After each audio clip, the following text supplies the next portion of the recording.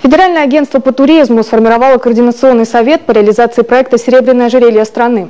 Регионы Северо-Запада с историческими памятниками и другими культурными объектами объединили в глобальный туристский маршрут. Нашлось в нем место и для Республики Коми. К продвижению этого продукта уже подключились крупнейшие туроператоры. Ну а пока знакомиться с культурой Севера туристы самостоятельно. Так автопутешественник из соседнего Ямало-Ненецкого округа решился на экстремальную поездку в Воркуту, о которой рассказал в своем блоге. Таисия Шляхтина подробнее.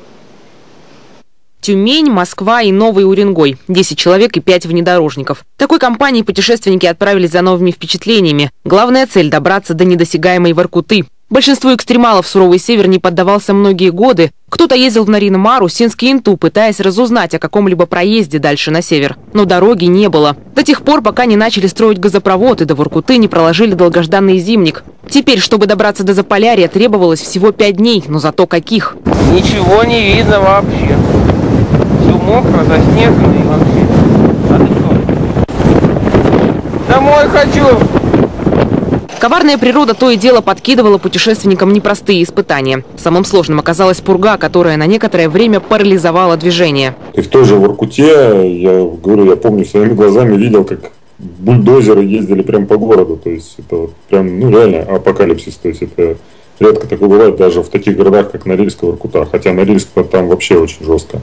Правда, тогда путешественникам вновь улыбнулась удача. В полнейшей темноте и неизвестности вдруг появились фары. Это был огромный гусеничный вездеход. Так что выбиралась из снежного капкана группа уже по его следам. 30-километровый участок туристы прошли часов за 7. Не обошлось без лопат и тросов. Любопытно, что именно этот эпизод поездки Александр Ёлкин вспоминает с особой теплотой. Экстрим-то туризма и заключается в том, чтобы ехать самому. То есть это еще более единение с природой, единение с трудностями. В одиночку это все более остро чувствуется и воспринимается. То есть именно так. И за этим мы едем. Подобные приключения в жизни Ёлкина стали регулярными. Больших средств на это не требуется. Если погода позволяет, еду готовят в машине и на улице. Деньги в основном уходят только на топливо. А сложности возникают лишь в подготовке авто. Причем навороченный внедорожник не панацея, уверены экстремалы. Мы сейчас пытаемся развеивать эти все мифы, что это очень дорого, это очень сложно. И мы вот только что вернулись из поездки на Запорожце по зимникам Ямало-Ненецкого автономного округа и Ханты-Мансийского округа. Мы ездили на полуостров Ямал, то есть мы попадали в метели, в морозы ниже 40 градусов. И абсолютно нормально, на простом, стандартном Запорожце прокатились, все хорошо.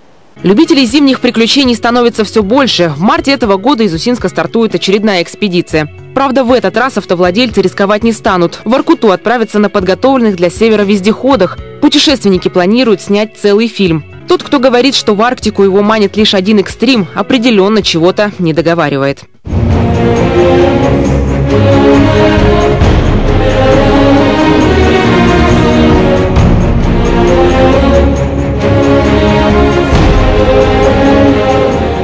Таисия Шляхтина, телеканал Юрган.